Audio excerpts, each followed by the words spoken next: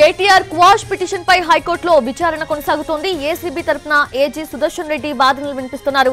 Formula ఈ car racing కేసులో కేటీఆర్ వేసిన క్వాష్ పిటిషన్ పై విచారణ జరుగుతోంది.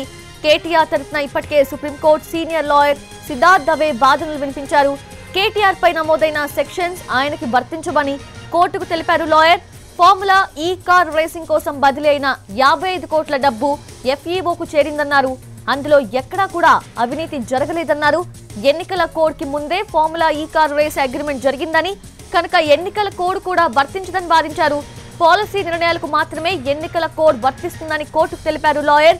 ఈ కేసులో కేటీఆర్ ని A1 గా చేర్చినప్పుడు ఎఫ్ఈఓను ఎందుకు నిందితుల జాబితాలో చేర్చలేదని క్వశ్చన్ చేశారు సిద్ధార్థ్.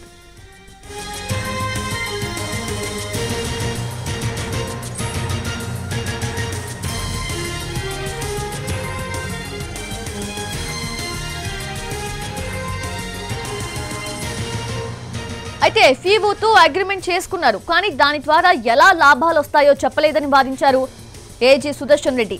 3 దఫాలుగా నగదు బదిలీ చేశారని, 55 కోట్లు ఎలాంటి అనుమతులు లేకుండా ఎఫ్ఈఓకు బదిలీ చేశారని న్యాయస్థానం దృష్టికి తీసుకెళ్లారు. అయితే ఏసీబీ దర్యాప్తు ఎక్కడి వరకు వచ్చింది, ఈ కేసులో ఎంతమంది స్టేట్మెంట్ రికార్డ్ చేశారని ప్రశ్నించింది హైకోర్టు. ఇప్పటి వరకు ఫిర్యాదుదారుడు దానకిషోర్ స్టేట్మెంట్ రికార్డ్ చేశామని తెలిపారు ప్రభుత్వ తరపు లాయర్. ఫార్ములా ఈ కార్ రేసింగ్ కేసులో ఎలాంటి ఆధారాలు సేకరించారని హైకోర్టు అడగ్గా కేసు విచారణ కొనసాగుతోందని, విచారణ దశలో అన్ని ఆధారాలు బయటపడతాయని చెప్పారు ప్రభుత్వ తరపు న్యాయవాది. పూర్తి అప్డేట్స్ తెలుసుకుందాము. మా ప్రతినిధి శర్మ సిద్ధంగా ఉన్నారు. శర్మ, ఏంటి ఏ విధమైన వాదనలు కొనసాగుతున్నాయి?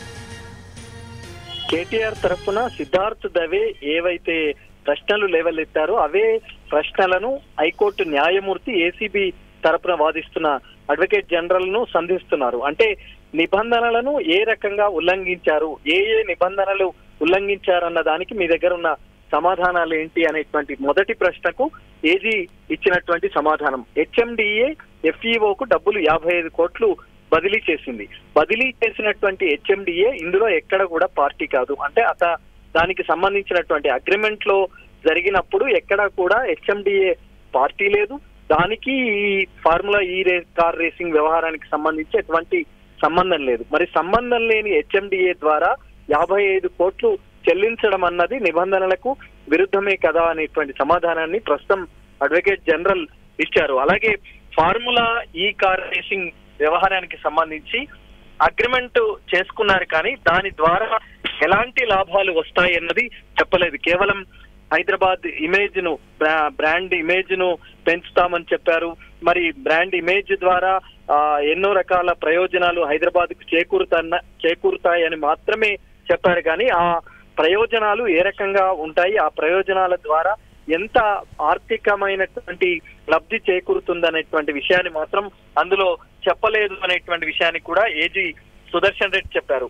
3 దఫాలుగా నగదు బదిలీ చేశారు. మరి బదిలీ చేసినటువంటి నగదులో 55 కోట్లు ఎలాంటి అనుమతులు లేకుండా, అంటే ఎలక్షన్ కమిషన్ గాని, ఆర్థిక శాఖ గాని, చీఫ్ సెక్రటరీ గాని ఈ రకమైనటువంటి అనుమతులు, వీళ్ళ ద్వారా అనుమతులు లేకుండా 55 కోట్లు నిధులను బదిలీ చేయడం అన్నది కూడా ఒక రకంగా నిబంధనలను ఉల్లంఘించడం అనేటువంటి విషయాన్ని చెప్పినటువంటి సందర్భం. మరి ఇప్పటి వరకు కేవలం దానకిషోర్ స్టేట్మెంట్ మాత్రమే రికార్డ్ చేశామని ఏజీ చెప్పారు. ఎందుకంటే దానకిషోర్ పిటిషనర్, ఆయన ఫిర్యాదుదారుడు, ఆయన ఫిర్యాదు ఆధారంగానే కేసు నమోదైంది కాబట్టి మొదటగా ఆయన ఫిర్యాదును రికార్డ్ చేశామని చెప్పారు. కానీ ఇదే సందర్భంలో ఇప్పటి వరకు దర్యాప్తు ఎక్కడి వరకు వచ్చింది, ఎవరెవరి స్టేట్మెంట్స్, ఇంకా ఎవరెవరి స్టేట్మెంట్స్ రికార్డ్ చేశారనేటువంటి ప్రశ్నను హైకోర్టు ప్రశ్నించింది ఏజీని. ఇప్పటి వరకు కేవలం దానకిషోర్ స్టేట్మెంట్ మాత్రమే రికార్డ్ చేశామని చెప్పారు. మరి